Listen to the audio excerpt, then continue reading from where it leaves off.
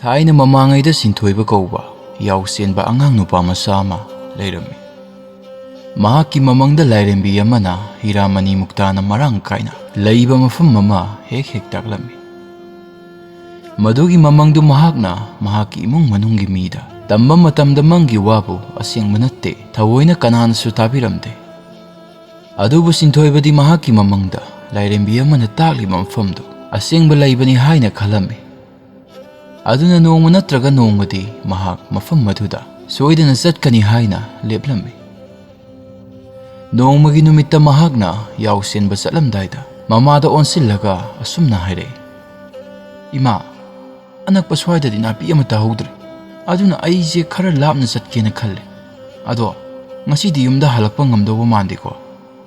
ꯊꯣꯏꯕ, ꯅꯪꯕꯨ ꯂꯥꯞꯅ ꯆꯠꯇꯧꯕ ꯑꯣꯏꯔꯗꯤ ꯅꯄꯥꯕꯨꯡ ꯑꯣꯏꯅ ꯆꯠꯍꯟꯁꯤꯔꯣ?" "ꯌꯥꯔꯅꯤꯗ ꯏꯃꯥ, ꯑꯩ ꯑꯗꯨꯝ ꯆꯠꯂꯒꯦ." ꯑꯁꯤ ꯍꯥꯏꯗꯨꯅ Sinthoiba ꯃꯥꯒꯤ ꯌꯥꯎ 20-30ꯗꯨ ꯍꯣꯏꯗꯨꯅ ꯄꯨꯈꯤꯔꯝꯃꯤ꯫ ꯃꯆꯥꯅ ꯆꯠꯈꯤꯕ ꯑꯗꯨ ꯃꯃꯥ ꯏꯕꯦꯝꯃ ꯑꯗꯨꯗꯤ ꯋꯥꯈꯜ ꯋꯥꯅ ꯌꯦꯡꯗꯨꯅ ꯂꯩꯍꯧꯔꯝꯃꯤ꯫ Sinthoibaꯁꯨ ꯅꯥꯄꯤ ꯍꯧꯕ ꯃꯐꯝ ꯊꯤꯗꯨꯅ ꯂꯥꯛꯄꯗ ꯃꯈꯣꯏꯒꯤ ꯈꯨꯜꯗꯒꯤ ꯐꯅ ꯂꯥꯞꯅ ꯂꯥꯛꯂꯝꯃꯤ꯫ ꯃꯇꯝꯗꯨꯗ ꯅꯥꯄꯤꯅ ꯃꯔꯥꯡ ꯀꯥꯏꯅ ꯍꯧꯕ ꯂꯝꯄꯥꯛ ꯑꯃ ꯊꯦꯡꯅꯔꯝꯃꯤ꯫ Sinthoiba ꯁꯣꯔ ꯁꯥꯡꯅ ꯍꯣꯟꯗꯣꯛꯂꯒ, "ꯍꯥꯏ ꯍꯥꯏ, ꯑꯩꯒꯤ ꯏꯆꯥ ꯏꯁꯨ ꯃꯌꯥꯝ, ꯅꯈꯣꯏ ꯁ꯭ꯋꯥꯏꯗ ꯍꯧꯔꯤꯕ ꯅꯥꯄꯤ ꯃꯌꯥꯝꯁꯦ ꯆꯥꯔꯣꯀꯣ꯫ ꯑꯩꯁꯨ ꯁ꯭ꯋꯥꯏꯗ ꯉꯥꯏꯍꯥꯛ ꯄꯣꯊꯥꯕ ꯌꯥꯕ꯭ꯔꯥ ꯌꯦꯡꯉꯨꯒꯦ." Sinthoiba ꯌꯥꯎ ꯃꯌꯥꯝꯗꯨ ꯅꯥꯄꯤꯅ ꯃꯔꯥꯡ ꯀꯥꯏꯅ ꯍꯧꯔꯤꯕ ꯃꯐꯝ ꯑꯗꯨꯗ ꯃꯆꯤꯟꯖꯥꯛ ꯆꯥꯍꯜꯂꯝꯂꯒ ꯃꯥꯅ ꯈꯔ ꯂꯥꯞꯇꯛꯅ ꯍꯟꯗꯣꯛꯂꯒ ꯃꯔꯨꯝ ꯑꯃꯗ ꯐꯝꯂꯒ ꯂꯩꯔꯝꯃꯤ꯫ ꯃꯆꯥꯗꯨ ꯅꯨꯡꯁꯥ ꯃꯔꯛꯇ ꯂꯥꯛꯄꯒꯤ ꯍꯨꯃꯥꯡꯅꯁꯨ ꯃꯃꯥꯏ ꯃꯃꯤꯠ ꯑꯗꯨ ꯏꯆꯣꯠ ꯆꯣꯠꯇꯨꯅ ꯂꯩꯔꯝꯃꯤ꯫ ꯃꯉꯛꯇ ꯌꯥꯜꯂꯤꯕ ꯐꯤ ꯑꯗꯨꯒꯤ ꯐꯤꯖꯤ ꯈꯔ ꯆꯤꯡꯈꯠꯂꯒ ꯃꯃꯥꯏ ꯃꯃꯤꯠ ꯍꯨꯃꯥꯡ ꯀꯥꯡꯂꯤꯗꯨ ꯇꯩꯊꯣꯛꯂꯝꯃꯤ꯫ Sinthoiba ꯃꯔꯨꯝ ꯑꯗꯨꯗ ꯐꯝꯂꯤꯉꯩꯗ ꯏꯁꯤꯡ ꯈꯧꯔꯥꯡꯕ ꯄꯣꯛꯂꯝꯃꯤ꯫ ꯑꯗꯨꯅ ꯃꯍꯥꯛꯀꯤ ꯃꯈ꯭ꯋꯥꯡꯗ ꯌꯥꯜꯂꯤꯕ ꯏꯁꯤꯡ ꯌꯥꯎꯕ ꯎꯇꯣꯡ ꯑꯗꯨ ꯂꯧꯊꯣꯛꯂꯒ ꯊꯛꯀꯦ ꯇꯧꯔꯝꯃꯤ꯫ ꯑꯗꯨꯕꯨ ꯎꯇꯣꯡ ꯑꯗꯨꯗꯤ ꯏꯁꯤꯡ ꯑꯃꯠꯇ ꯌꯥꯎꯔꯝꯗ꯭ꯔꯦ꯫ ꯃꯗꯨ ꯎꯕꯗ ꯃꯍꯥꯛ ꯃꯊꯟꯇ ꯑꯁꯨꯝꯅ ꯁꯣꯟꯖꯩ, "ꯏꯍꯦ, ꯏꯁꯤꯡꯁꯤꯁꯨ ꯑꯃꯠꯇ ꯌꯥꯎꯔꯝꯗ꯭ꯔꯦꯅꯦ꯫ ꯃꯅꯥꯛ ꯅꯛꯄ ꯁ꯭ꯋꯥꯏꯗ ꯒꯨꯍꯥꯒ ꯂꯩꯇꯕ ꯖꯥꯠꯂꯥ? ꯀꯥꯟꯅꯗꯦ, ꯑꯃꯨꯛꯇ ꯌꯦꯡꯂꯨꯈꯤꯒꯦ." ꯑꯁꯤ ꯈꯟꯅ Sinthoiba ꯃꯅꯥꯛ ꯅꯛꯄ ꯑꯗꯨꯋꯥꯏꯗ ꯒꯨꯍꯥ ꯂꯩꯕ꯭ꯔꯥ ꯍꯥꯏꯅ ꯌꯦꯡꯂꯝꯃꯤ꯫ ꯃꯍꯥꯛꯅ ꯑꯁꯨꯝ ꯌꯦꯡꯂꯛꯄꯗ ꯂꯥꯞꯇꯛꯅ ꯒꯨꯍꯥ ꯑꯃ ꯂꯩꯔꯤꯕ ꯑꯗꯨ ꯎꯔꯝꯃꯤ꯫ ꯃꯍꯥꯛ ꯒꯨꯍꯥꯗꯨ ꯇꯝꯅ ꯄ꯭ꯔꯞ ꯆꯦꯜꯂꯝꯃꯤ ꯑꯗꯨꯒ ꯒꯨꯍꯥꯗꯨꯗꯒꯤ ꯏꯁꯤꯡ ꯁꯣꯛꯈꯠꯂꯒ ꯊꯛꯂꯝꯃꯤ꯫ ꯑꯗꯨꯗꯒꯤ ꯃꯍꯥꯛꯀꯤ ꯎꯇꯣꯡ ꯑꯗꯨꯗꯁꯨ ꯏꯁꯤꯡ ꯍꯥꯜꯂꯝꯃꯤ꯫ ꯃꯗꯨ ꯂꯣꯏꯔꯒ ꯃꯍꯥꯛꯀꯤ ꯌꯥꯎ ꯃꯌꯥꯝ ꯂꯩꯔꯤꯕ ꯑꯗꯣꯝ ꯇꯝꯅ ꯂꯥꯛꯂꯝꯃꯤ꯫ ꯃꯇꯝꯗꯨꯗ ꯃꯍꯥꯛꯀꯤ ꯐꯤꯁꯤꯗ ꯀꯤꯔꯤꯕ ꯆꯥꯅꯕ ꯑꯗꯨ ꯂꯧꯊꯣꯛꯇꯨꯅ ꯆꯥꯔꯝꯃꯤ꯫ ꯃꯗꯨ ꯂꯣꯏꯔꯒ ꯃꯍꯥꯛꯀꯤ ꯌꯥꯎ ꯃꯌꯥꯝꯗꯨꯅ ꯃꯆꯤꯟꯖꯥꯛ ꯆꯥꯔꯤꯕ ꯑꯗꯨ ꯃꯨꯟꯅ ꯌꯦꯡꯗꯨꯅ ꯂꯩꯔꯝꯃꯤ꯫ ꯃꯇꯝꯅ ꯑꯁꯨꯝ ꯍꯧꯈ꯭ꯔꯕꯗ ꯅꯨꯃꯤꯗꯥꯡ ꯋꯥꯏꯔꯝꯒꯤ ꯃꯇꯝꯁꯨ ꯑꯣꯏꯁꯤꯜꯂꯛꯂꯝꯃꯤ꯫ Sinthoiba ꯃꯥꯒꯤ ꯌꯥꯎ ꯃꯌꯥꯝꯗꯨꯗ ꯑꯣꯟꯁꯤꯜꯂꯒ, "ꯍꯥꯏ ꯏꯆꯥ ꯏꯁꯨꯁꯥ, ꯉꯁꯤꯗꯤ ꯄꯣꯊꯥꯐꯝ ꯑꯃ ꯌꯦꯡꯂꯒ ꯑꯍꯤꯡ ꯂꯦꯛꯂꯨꯔꯁꯤꯅꯦ ꯍꯥ? ꯂꯥꯛꯑꯣ ꯂꯥꯛꯑꯣ." ꯑꯁꯤ ꯍꯥꯏꯗꯨꯅ Sinthoiba ꯃꯥꯒꯤ ꯌꯥꯎ ꯃꯌꯥꯝꯗꯨ ꯍꯣꯏꯗꯨꯅ ꯄꯟꯕ ꯌꯥꯕ ꯃꯐꯝ ꯑꯃ ꯌꯦꯡꯅ ꯆꯠꯂꯝꯃꯤ꯫ ꯃꯈꯣꯏꯒꯤ ꯈꯨꯜꯒꯤ ꯆꯠꯅꯕꯤ ꯑꯃ ꯑꯣꯏꯅ ꯌꯥꯎ ꯆꯦꯟꯕꯁꯤꯡꯁꯤ ꯃꯐꯝ ꯈꯨꯗꯤꯡ ꯍꯣꯡꯗꯨꯅ ꯀꯣꯏꯅ ꯆꯠꯂꯤ, ꯌꯨꯝꯗ ꯀꯌꯥ ꯍꯟꯖꯤꯟꯅꯗꯦ꯫ ꯑꯗꯨꯅ ꯃꯍꯥꯛꯅ ꯃꯌꯨꯝꯗ ꯍꯟꯖꯤꯟꯗꯕ ꯃꯇꯝꯗꯁꯨ ꯃꯃꯥ ꯃꯄꯥꯅ ꯑꯇꯣꯞꯄ ꯃꯐꯝꯗ ꯂꯦꯛꯂꯝꯂꯅꯤ ꯈꯟꯅ ꯊꯣꯏꯅ ꯋꯥꯅꯔꯝꯗꯦ꯫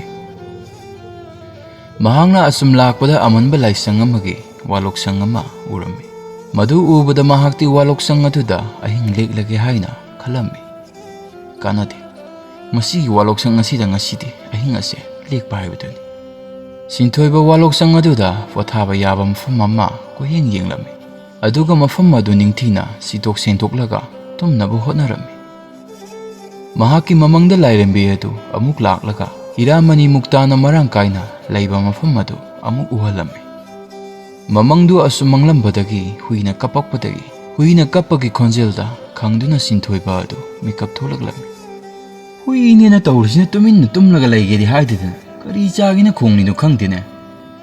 ꯑꯁꯨꯝꯅ Sinthoiba ꯑꯍꯤꯡꯗꯨ ꯇꯨꯝꯊꯕ ꯌꯥꯗ ꯅꯣꯡ ꯉꯥꯟꯕ ꯉꯥꯏꯗꯨꯅ ꯂꯩꯔꯝꯃꯤ꯫ ꯅꯣꯡꯁꯨ ꯇꯞꯅ ꯇꯞꯅ ꯉꯥꯜꯂꯛꯂꯕꯗ ꯃꯍꯥꯛꯀꯤ ꯌꯥꯎ ꯃꯌꯥꯝꯗꯨ ꯍꯣꯏꯗꯨꯅ ꯅꯥꯄꯤ ꯃꯔꯥꯡ ꯀꯥꯏꯅ ꯍꯧꯕ ꯃꯐꯝ ꯑꯃꯃꯨꯛ ꯊꯤꯔꯝꯃꯤ꯫ ꯃꯍꯥꯛꯅ ꯑꯁꯨꯝ ꯂꯥꯛꯄꯗ ꯆꯍꯤ ꯃꯤꯌꯥꯏ ꯆꯜꯂꯕꯤ ꯅꯨꯄꯤ ꯑꯃꯅ ꯂꯝꯕꯤꯒꯤ ꯅꯥꯀꯜꯗ ꯈꯨꯕꯥꯛ ꯃꯩ ꯌꯦꯡꯖꯒꯦ ꯍꯥꯏꯅ ꯀꯣꯏꯂꯥꯎ ꯂꯥꯎꯔꯤꯕ ꯑꯗꯨ ꯊꯦꯡꯅꯔꯝꯃꯤ꯫ Sinthoiba ꯅꯨꯄꯤꯗꯨ ꯎꯕꯗ ꯍꯥꯏꯐꯦꯠ ꯌꯦꯡꯂꯝꯂꯒ ꯂꯩꯊꯣꯛꯂꯒ ꯆꯠꯀꯦ ꯇꯧꯔꯝꯃꯤ꯫ Adubu nupiduna mahakpu ubada asumna kauraklami. O ibungo yaushenba nangbu inegi nakta amukta sanglakhone ine nangonda wa khara haige. Sinthoiba ingangakna nupi aduda ngaihak yengduna leirami. Aduga tapna nupi adugi manakta sangsilami. Matamduda nupiduna mahakpu famthara'u haina hairami. Madu tabada masu tapna famtharami. Karai nangi na khut yeto tingthoro. Sinthoibasu kirup tawduna makhut yetu tingthoklami. Nupi aduna mahaki makhut yetu ngaihak yengduna leirami. Aduga tapna asumna hairai. Nahakki laibakta hiramani mukta kaya fangma haibulai. Karigumba hiramani mukta mayamdu fanglabadi aigisu saruk tangkhai ama thungba kawganu ko. Ine hiramani mukta sing adugi leifamdu khangbro. Karomda challaga makhoi singdu fangadoina. Aidi madugi leifamdudi karamna khangani. Ine madugi leifamdu khangdrabadi aidi hiramani mukta mayamdubu karamna thigadoribana. Kandaba wanida challaga ine. Asi haduna Sinthoiba mafam madudagi thoklaklami. Nupi adunadi mahakpu ngaikho wa haikige haina khamlami. Adubu mana nupi aduna hairiba wa adu tadana asum laklami. Mahangna asum lakpana napi marang kaina hoba mafam ama amuk thingnarami. Mafam aduda magi yaw mayamdu masijak pijarami. Aduga mana marum amada famlaga makhoi mayamdu sanglami. Numisu tapna laitharakpa hauраklami. Madu ubada Sinthoiba ngasidi mayumda hallage khanduna yawsingdu khara nganna mayum tamna hoirami. Mahangna mayum yawba matamda mamadu mabu uzabada yamna haraujarami. Chathoiba nang halakledana ima nangna chanaba sak thagalurage ko. Sinthoiba sumagi yaw mayamdu makonda hoijillaga makhong makhot hamdoklami. Aduga mapu mabengi manakta laktuna wari watai tawduna leirami. Mathangi ayukta amok Sinthoibadu mayumdagi magi yaw mayamdu napi hauba mafam tiduna hoiraga purami. Mahangna yaw mayamduna masinjak saduna leiringaida guha amada ising thakluge haina salami. Matamduda guha adugi manakta ahal oiraba nupa ama famduna leiba thengnarami. Ahal adubu ubada mahak khitangdi angakpa faurami. Adubu thoina khanjindana magi ising sokpam thokpa sokallaga ising thaklami. Madu loiraga Sinthoiba mafamdu thadoktuna satke tawrami. Tanza aduda ahal aduna ibungo nang amukta ngaikho. Ipuse masaidagi nangbu lakpang hairamlini. Ipu karigi ipuna aibudi lakpang hairamlibano. Ahal aduna nokladuna mahak asi leibak amagi ningthauni. Adubu hiramani mukta thibagi wakhalda mahaki leibak adubu hundoklamlaga hiramani mukta fangba ngamgadaba misak adubu thiribani hairami. Sinthoiba ahal adugi wadu tarubada amukka hena angakpa haibadu oirami. Ipuna hiramani mukta thiraga karigi aibung hairamlino. Isu ibungo hiramani mukta thiba fangadaba misak adudi atai kanasu natte nang khaktani. Adunani ipuna nangbu ngairamlisi. Sinthoiba ahal aduna hairibadu chirolni khanna mafamdu thadoktuna satke tawrami.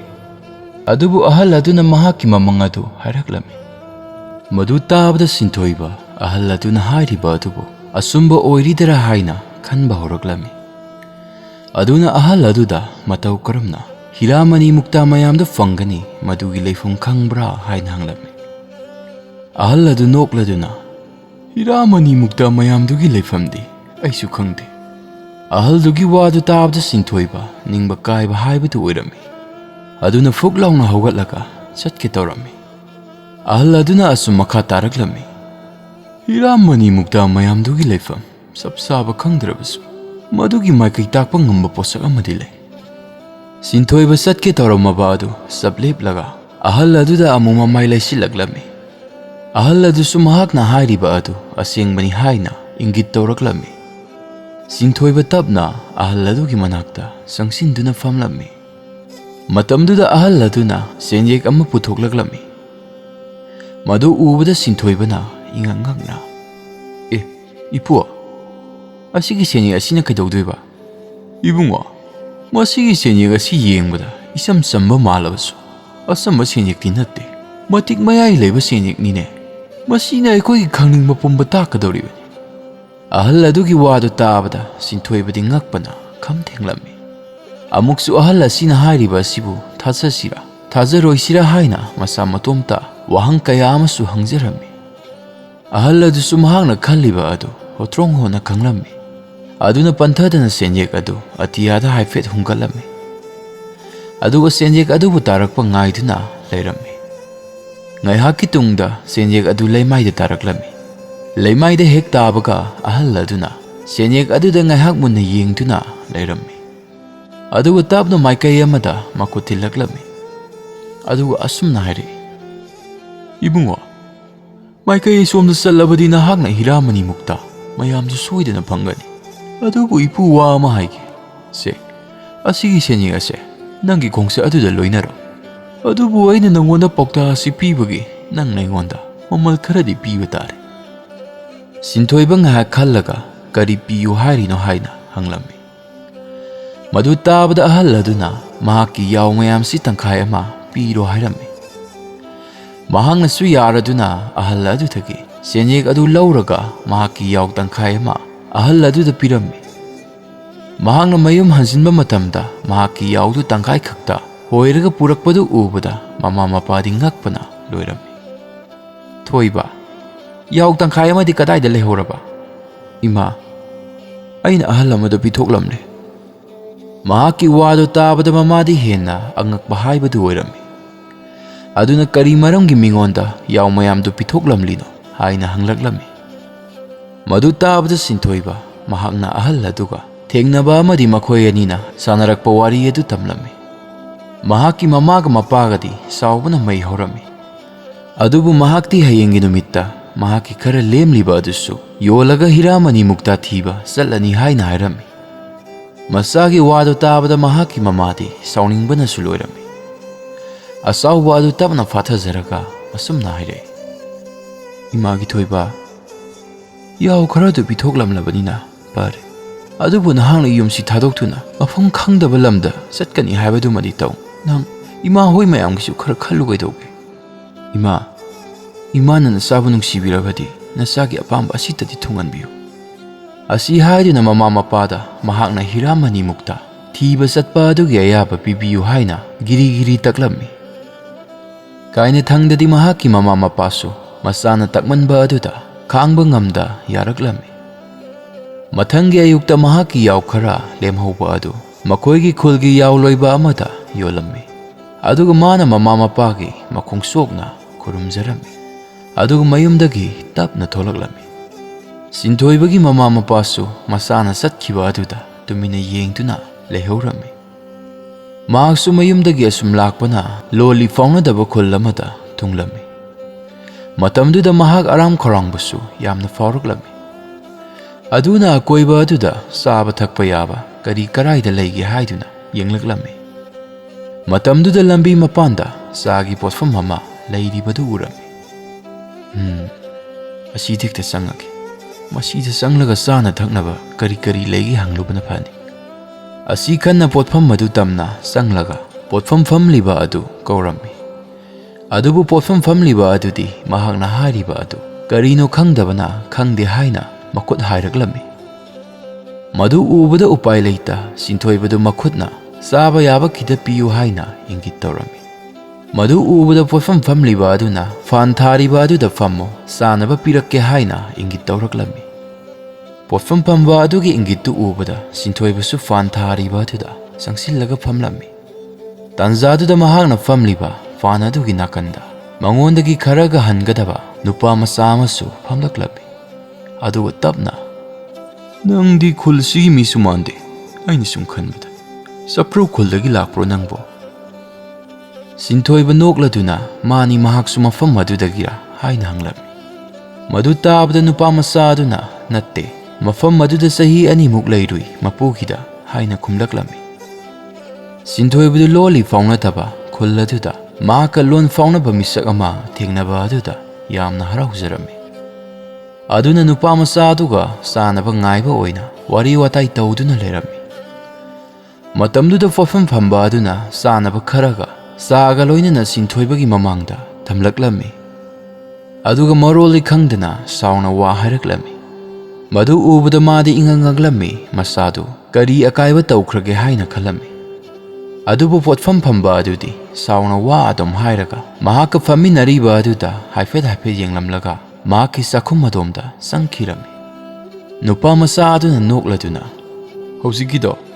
ꯍꯧꯖꯤꯛꯀꯤꯗꯣ ꯁꯥꯎꯔꯨꯅꯨꯀꯣ ꯃꯥꯗꯤ ꯃꯤꯅꯧ ꯂꯥꯛꯄꯁꯦ ꯁꯨꯃꯥꯏꯅ ꯑꯗꯨꯝ ꯇꯧꯕꯅꯤ ꯑꯗꯨꯒ ꯑꯃꯅ ꯅꯍꯥꯛ ꯃꯐꯝ ꯑꯁꯤꯗ ꯂꯩꯔꯤꯕ ꯃꯤꯁꯤꯡꯁꯦ ꯌꯥꯔꯤꯃꯈꯩ ꯊꯥꯖꯔꯨꯅꯨ ꯅꯪꯗꯤ ꯃꯤꯅꯧꯅꯤꯅ ꯃꯈꯣꯏꯅꯅꯦ ꯈꯨꯗꯣꯡꯆꯥꯕ ꯌꯥꯝ ꯂꯥꯏꯅ ꯂꯧꯒꯅꯤ ꯑꯁꯤ ꯍꯥꯏꯗꯨꯅ ꯃꯈꯣꯏ ꯑꯅꯤꯗꯨ ꯆꯥꯅꯕ ꯑꯗꯨ ꯆꯥꯅ ꯋꯥꯔꯤ ꯋꯥꯇꯥꯏꯁꯨ ꯇꯧꯔꯝꯃꯤ ꯑꯗꯨ ꯂꯣꯏꯔꯒ ꯁꯤꯟꯊꯣꯏꯕꯅ ꯄꯣꯠꯐꯝ ꯐꯝꯕ ꯑꯗꯨꯗ ꯁꯦꯜ ꯄꯤꯒꯦ ꯇꯧꯕꯗ ꯅꯨꯄꯥ ꯃꯆꯥ ꯑꯗꯨꯅ ꯃꯥ ꯄꯤꯔꯒꯦ ꯍꯥꯏꯗꯨꯅ ꯄꯤꯔꯝꯃꯤ ꯑꯗꯨꯒ ꯃꯈꯣꯏ ꯑꯅꯤꯗꯨ ꯄꯣꯠꯐꯝ ꯑꯗꯨꯗꯒꯤ ꯊꯣꯛꯂꯛꯂꯝꯃꯤ ꯃꯈꯣꯏ ꯑꯅꯤꯗꯨ ꯂꯝꯕꯤ ꯆꯠꯅ ꯋꯥꯔꯤ ꯑꯁꯨꯝ ꯁꯥꯔꯝꯃꯤ ꯋꯥꯔꯤ ꯁꯥꯕ ꯑꯗꯨꯗ ꯁꯤꯟꯊꯣꯏꯕ ꯃꯍꯥꯛꯅ ꯍꯤꯔꯥꯃꯅꯤ ꯃꯨꯛꯇꯥ ꯊꯤꯕꯒꯤ ꯈꯣꯡꯆꯠ ꯑꯗꯨ ꯇꯝꯂꯝꯃꯤ ꯃꯍꯥꯛꯀꯤ ꯋꯥꯗꯨ ꯇꯥꯕꯗ ꯅꯨꯄꯥ ꯃꯆꯥ ꯑꯗꯨꯅ ꯅꯣꯛꯂꯗꯨꯅ ꯑꯁꯨꯝꯅ ꯈꯨꯝꯂꯛꯏ ꯅꯍꯥꯛꯅ ꯍꯥꯏꯔꯤꯕ ꯃꯐꯝꯗꯨꯗꯤ ꯊꯥꯏꯅ ꯑꯩꯈꯣꯏꯒꯤ ꯑꯕꯣꯛꯀꯤ ꯃꯕꯨꯡꯅ ꯃꯅꯤ ꯃꯨꯛꯇꯥ ꯊꯤꯕꯅꯤ ꯍꯥꯏꯅ ꯆꯠꯈꯤꯕ ꯃꯐꯝꯗꯣ ꯁꯣꯏꯗꯅ ꯑꯣꯏꯒꯗꯕ ꯃꯥꯜꯂꯤ ꯅꯍꯥꯛꯄꯨ ꯃꯐꯝ ꯑꯗꯨ ꯈꯪꯕ꯭ꯔꯥ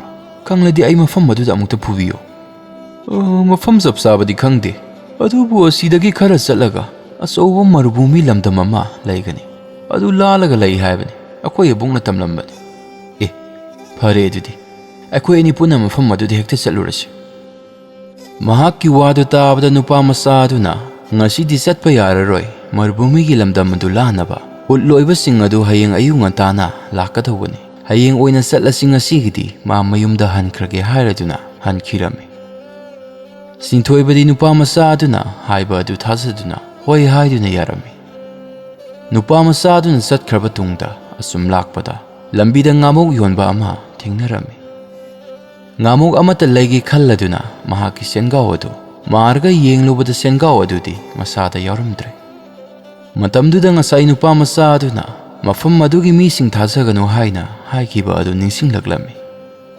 ꯃꯗꯨꯒꯤ ꯃꯇꯨꯡ ꯑꯃꯨꯛ ꯄꯣꯠꯐꯝ ꯐꯝꯕ ꯑꯗꯨꯅ ꯃꯉꯣꯟꯗ ꯆꯥꯎꯅ ꯎꯠꯈꯤꯕ ꯃꯇꯧ ꯑꯗꯨꯁꯨ ꯅꯤꯡꯁꯤꯡꯂꯛꯂꯝꯃꯤ ꯃꯇꯝꯗꯨꯗ ꯃꯍꯥꯛ ꯎꯄꯥꯏ ꯂꯩꯇ ꯂꯝꯕꯤꯒꯤ ꯆꯤꯗꯥꯏꯗ ꯇꯨꯃꯤꯟꯅ ꯐꯝꯗꯨꯅ ꯂꯩꯔꯝꯃꯤ ꯑꯩ ꯆꯤꯟꯈꯥꯎꯁꯤꯁꯨ ꯃꯥꯡꯈ꯭ꯔꯕ ꯀꯔꯝꯅꯅꯣ ꯑꯩꯅ ꯎꯠ ꯋꯥꯏꯔꯒ ꯃꯔꯨꯚꯨꯃꯤ ꯑꯗꯨꯕꯨ ꯂꯥꯜꯂꯒ ꯆꯠꯀꯗꯧꯔꯤꯕꯁꯤꯕꯣ ꯑꯁꯤ ꯈꯟꯅ ꯎꯄꯥꯏ ꯂꯩꯇ ꯅꯥꯛꯌꯦꯠ ꯑꯗꯨ ꯌꯦꯡꯂꯛꯄ ꯃꯇꯝꯗ ꯂꯩꯕꯥꯛꯅ ꯁꯥꯕ ꯄꯨꯈꯝ ꯇꯦꯡꯀꯣꯠ ꯌꯣꯟꯕ ꯄꯣꯠꯐꯝ ꯑꯃꯗ ꯃꯤꯠꯌꯦꯡ ꯇꯥꯔꯝꯃꯤ ꯄꯣꯠꯐꯝ ꯑꯗꯨꯗ ꯌꯣꯜꯂꯤꯕ ꯄꯣꯠꯁꯤꯡꯗꯨ ꯐꯖꯅ ꯈꯨꯠꯍꯩꯕ ꯑꯃꯅ ꯁꯥꯕꯒꯤ ꯃꯃꯤ ꯇꯥꯔꯝꯃꯤ ꯑꯗꯨꯕꯨ ꯄꯣꯠꯐꯝ ꯑꯗꯨꯗꯤ ꯃꯤ ꯀꯅꯥꯁꯨ ꯆꯪꯂꯒ ꯄꯣꯠ ꯂꯩꯕꯒꯤ ꯃꯃꯤ ꯇꯥꯔꯝꯗꯦ ꯂꯝꯕꯤꯒꯤ ꯆꯤꯗꯥꯏ ꯑꯗꯨꯗ ꯎꯄꯥꯏ ꯂꯩꯇ ꯃꯤ ꯑꯆꯠ ꯑꯋꯣꯡ ꯌꯦꯡꯗꯨꯅ ꯑꯗꯨꯝ ꯂꯩꯔꯝꯃꯤ ꯃꯇꯝꯅ ꯑꯁꯨꯝ ꯍꯧꯈꯤꯕꯅ ꯅꯨꯃꯤꯗꯥꯡꯒꯤ ꯃꯇꯝꯁꯨ ꯑꯣꯏꯔꯛꯂꯝꯃꯤ ꯎꯄꯥꯏ ꯂꯩꯇ ꯄꯣꯠꯐꯝ ꯑꯃꯒꯤ ꯃꯆꯤꯗ ꯑꯍꯤꯡ ꯂꯦꯛꯄ ꯇꯥꯔꯝꯃꯤ ꯑꯌꯨꯛꯇ ꯑꯆꯥ ꯑꯊꯛ ꯆꯥꯈꯤꯕ ꯑꯗꯨꯗꯒꯤ ꯃꯌꯥꯗ ꯀꯔꯤꯒꯨꯝꯕꯤ ꯑꯃꯠꯇ ꯇꯥꯔꯛꯇ꯭ꯔꯤꯕꯅꯤ ꯑꯗꯨꯕꯨ ꯀꯔꯤꯗꯤ ꯇꯧꯅꯤ ꯁꯦꯜꯁꯨ ꯑꯃꯠꯇ ꯌꯥꯎꯗ꯭ꯔꯕꯅ ꯃꯈ꯭ꯋꯥꯡꯗ ꯌꯥꯜꯂꯤꯕ ꯎꯇꯣꯡ ꯑꯗꯨꯗꯒꯤ ꯏꯁꯤꯡ ꯊꯛꯂꯒ ꯑꯍꯤꯡꯗꯨ ꯈꯥꯡꯂꯒꯦ ꯍꯥꯏꯅ ꯈꯜꯂꯝꯃꯤ ꯃꯊꯪꯒꯤ ꯑꯌꯨꯛꯇ ꯁꯤꯟꯊꯣꯏꯕ ꯄꯣꯠꯐꯝ ꯑꯗꯨꯒꯤ ꯃꯄꯨꯅ ꯀꯧꯔꯛꯄꯗꯒꯤ ꯃꯤꯀꯞ ꯊꯣꯛꯂꯛꯂꯝꯃꯤ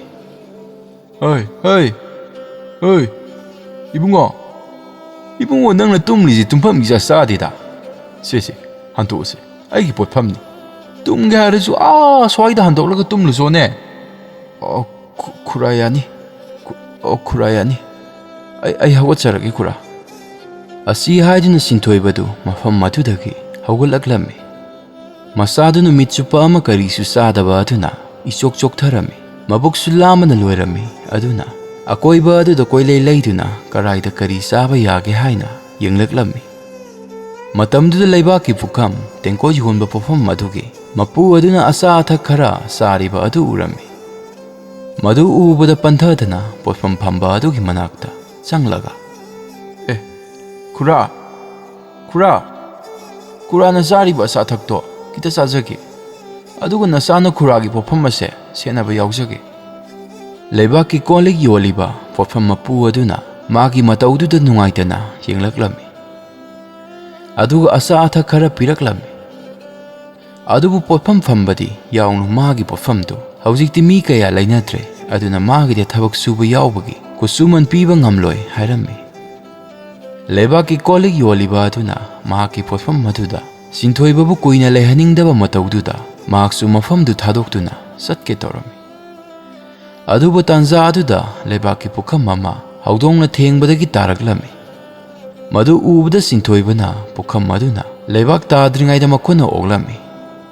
Potfam phamba adu pakhatna ish ipai ibungo as ibungo nangna olamdradi nakhuragi mamal yamle pukham ase soidina kairam lagadabni isa thengnabase laibak yamna phaba haibadu oire. Sinthoiba nokladuna potfam phamba aduda pukham adu pirami. Potfam phamba adu su harauna pukham adu faklangda fairiba ubaga mada thangkalaga thamlami. Matamduda ita thajadana potfam maduda kolik laiba mi ama laklami.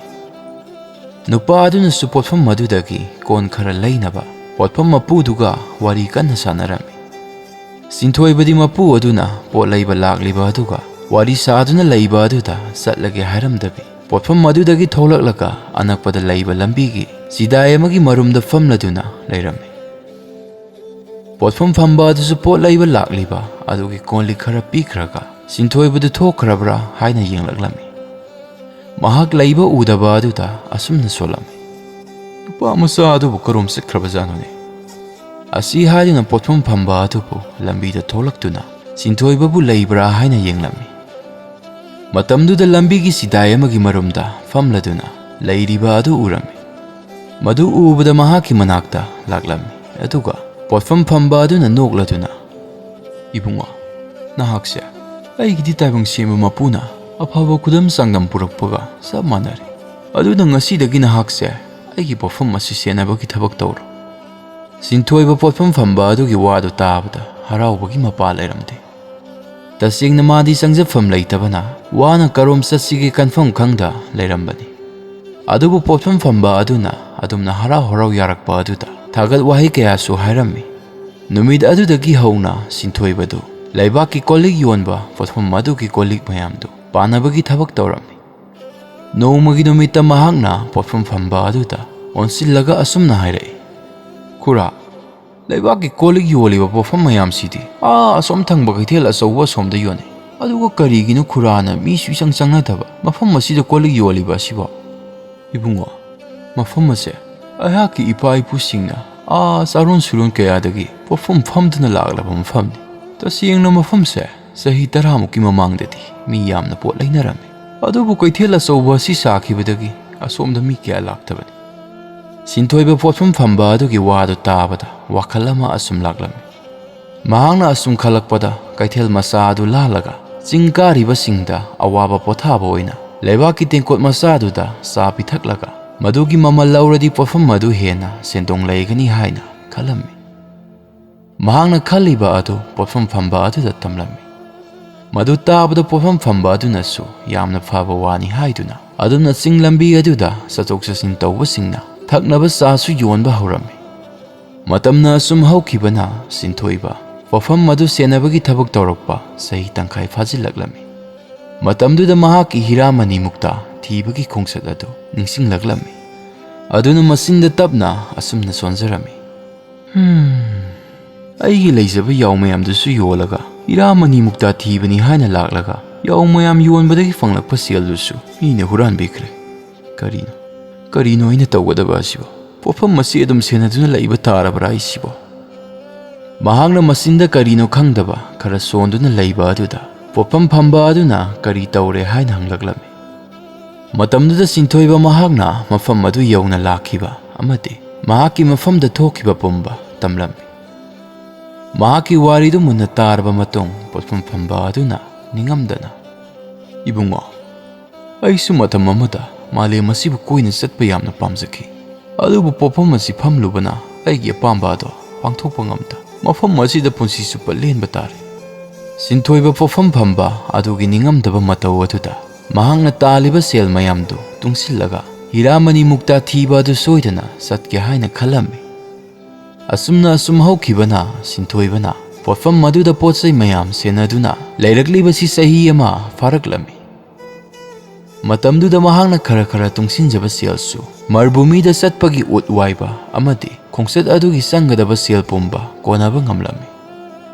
Noumagi numita Sinthoiba pofam phamba aduda onsillaga Khura Khuragi thaujalagi nasana ngasidi aigi aningba ado thungba ngamjadore Khura ngasidi nasana mafam ase thadoktuna aigi khungsat ado makha tana satharage haina khalle Mahakki wado tabada pofam phamba adu ahanbadadi mahakpu mafam adu thadoktuna sathaninglamde adubu mahakna mapungning sabjungna lepa aduda chacharo haina hairaklammi Sinthoibasu harauna pofam adu thadoktuna ut mayam ama saliba aduda tamna laklami mafam aduda hanadagi marbumi aduda satnaba haiduna miyoi kaya ama famlaga lairiba adu urami asumna Sinthoiba ut ama wairaduna makoi tara kun punsillaga marbumi adugi mayaida lairiba khul tamna salammi makoina leptana asum lakpana numit humni subada khul aduda thunglammi matamduda mahakna khul adu hek yawbada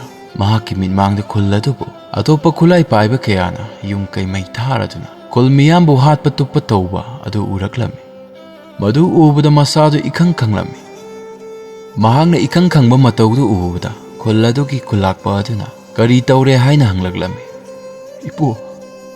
ipu hauji aigi mitta aigi mitta khul ase aigi mitta khul ase khulai paiba kayana landarakpa urami karino ne haibisiba karino Ibungo, nahangna hariba asibo sengbarane adu oirabadi hojima khul mayam se lanthingna namba sem sabana fani asi haidina khulakpa adu atopa khulai paiba marbumi de saktaba fattaba kangbu singna makoigi khul adu bulandarak tare hairaduna khulgi lanmi pumba lanthingna naba wa hairami kunjamiyam su khulakpa gi wadu tabada lanthingna naba sem sadun leirami haibaga tawbaga itha thajatana Kulai paiba kaya laktuna khul adubu landaraklami adubu hana sem saraga lehobuna landarakliba mayamdu laina khunja singna laksilami landarakliba mayamdu laina maithiba piba ngamba aduda kulakpa adu yamna haraujarami aduna Sinthoibada onsillaga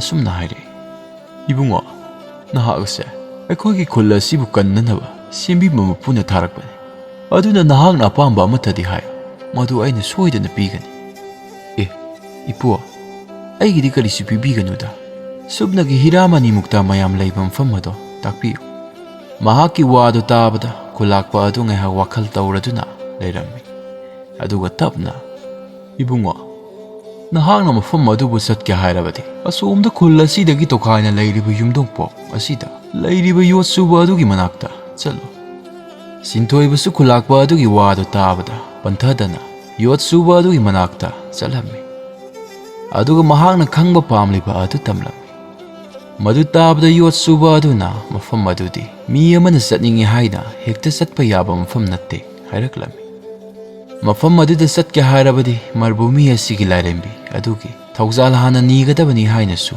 hairaklami madu tabda Sinthoiba panthadana yotsuba aduda marbumi gi lairembi dagi karamna thaujal nigani haina hanglami Yotsuba aduna awangba thelamada makhut thilami aduga mafam aduda leplaga marbumi adugi lairembi adubu khurumu karigumba lairembi aduna thaujaladi mahakna leiriba maikai adomda ufulgi nonglai nungsi lakani haina hairaklami madu tabda Sinthoiba theladu tamna prap satkhirami aduga theladuda leplaga marbumi gi lairembi adubu khurumjarami adubu nonglai nungsi lakpa kauba lairamde Sinthoiba wakhal nungaitana aise lairembi asina sanbitraba mal hiramani mukta mayamdusu aigi laibakta tamlamlaroida asi haidina mafam adudagi satke tawbaga khangaudana akanba nonglai nungsit ama laklami madu ubada Sinthoiba harauna momon minok tamlami yotsuba adusu nonglai nungsi lakpa aduda thajataba minok ama noklami aduga masinda matam kuirabagi tungda hiramani mukta mayam asige mapu oiba ngamba misak amati lakline mathangi numita haina khibagi matung inna yotsuba aduga Sinthoibaga loinana hiramani mukta marang kaina leiba mafam madu tamna laklami makoi anina asum lakpana marbumi adu lanthok lamdaida laisang ama leirami laisang adu ubada yotsuba aduna Sinthoibada onsillaga asumna haire ibungo laisang asidang hak pothakise Makoi anidu laisang aduda ngaiyak pothaduna leiringaida laisang adubu panaba adusu laisang manungdagi tholaklami aduga makoi anida chanaba khara piraklami matamduda yot suba aduna Sinthoibada mahakna hiramani mukta mayamdu fanglaba tungda laisenba asigisu saruk khara tungbiyu hairaklami mahaki wadu tabada Sinthoibadi ngakpana loirami aduna inga ngakna yengduna leirami yot suba aduna nokladuna ngasi ekhoi anina mafam ado yaubaga ngamdoribase ipa asigi mapanani adunani aina nangonda ipa asigi saruk khara tungbiyu hairibadu ibungo hoi aigidi saruk tungbiba tungbidaba thoina kaiti adubu mafam asida mi thunglaba sing asigine lekpham chafam oiba mithung sang amatadi sabiyo asumna makoi ahumdo wari watai ngahak saraba tungda laisenba aduna hiramani mukta mayamna laiba mafam aduda yaunabagi lambi adu taklammi lambi adu khanglabada makoi anisu laisenba aduna kainarasi hairamlaga hiramani mukta mayamna laiba mafamdo tamna laklammi makoi anina asum lakpana hiramani mukta laiba mafamdo yaudauba khajikta ngairammi matamduda yot suba aduna tapna ibungo mafam asidagidi ai changba yadre